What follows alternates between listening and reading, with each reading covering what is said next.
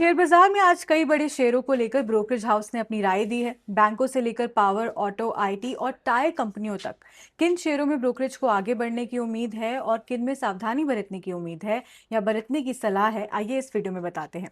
देखिए, सबसे पहले बात करते हैं भारतीय बैंकों की। जेफरीज के मुताबिक भारतीय बैंकों ने 13 से 21 अगस्त के बीच करीब 16 अरब डॉलर जुटाए हैं। इसके साथ बैंकों की कुल फंडिंग करीब 73 अरब डॉलर तक पहुंच गई है। जेफरीज का मानना है कि अगर यही रफ्तार बनी रही तो 31 अगस्त तक बैंक 90 से 100 अरब डॉलर तक जुटा सकते हैं। इससे बैंकिंग सिस्टम में नकदी यानी कि लिक्विडिटी बेहतर हो सकती है। इसका फायदा खास तौर पर एनबीएफसी और छोटे प्राइवेट बैंकों को मिल सकता है। अब बात करते हैं पावर सेक्टर की। जेफरीज का मानना है कि अगले 10 साल में सरकारी कंपनियों के मुकाबले प्राइवेट पावर कंपनियों की कमाई जो है वो तेजी से बढ़ सकती है। फाइनेंशियल ईयर 26 से फाइनेंशियल ईयर 30 के बीच देश में जुड़ने वाली नई बिजली क्षमता का करीब 63% हिस्सा प्राइवेट कंपनियों से आने का अनुमान है और इसमें बड़ी भूमिका है रिन्यूएबल एनर्जी की होने वाली है। इसलिए जेफरीज ने जेएसडब्ल्यू एनर्जी और अदानी एनर्जी को प्राइवेट सेक्टर में अपनी पसंद बताई है, टॉप पिक बताया है, लेकिन कोई टारगेट जो है वो नहीं दिया है। अब आते हैं एविएशन सेक्टर पर। जुलाई में घरेलू हवाई यात्रियों की संख्या सालाना आधार पर करीब 5% कम रही।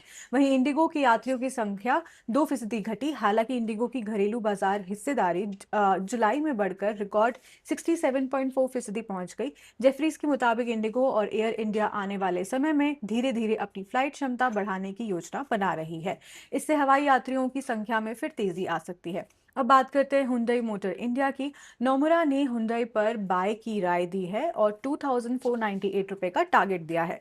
ब्रोकरेज का मानना है कि नए मॉडल आने से कंपनी की जो बिक्री है उसमें FY27 के दूसरे हिस्से में तेजी आ सकती है। कंपनी का जो टारगेट है FY27 में वॉल्यूम को 8 से 10% बढ़ाने का है। अब बात करते हैं आईटी कंपनी की। हेक्सावेयर पर भी ब्रोकरेज की अलग अलग राय सामने आई है। काफी ब्रोकरेजेस ने इस पर राय दी है।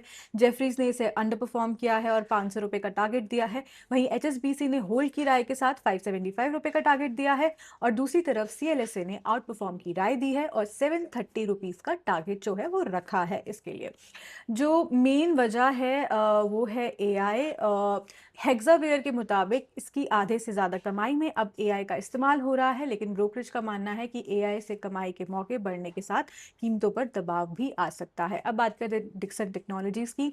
जेपी मॉर्गन ने डिक्सन पर ओवरवेट की राय दी है। 16,400 रुपए का टारगेट रखा है। सरकार की 62,500 करोड़ रुपए की मोबाइल मैन्युफैक्चरिंग स्कीम से कंपनी को जो है वो फायदा मिलने की उम्मीद है। हालांकि इसका फायदा कितना होगा ये कंपनी के एक्सपोर्टर मोबाइल ब्रांड्स के साथ इंसेंटिव शेयरिंग पर डिपेंड करने वाला है।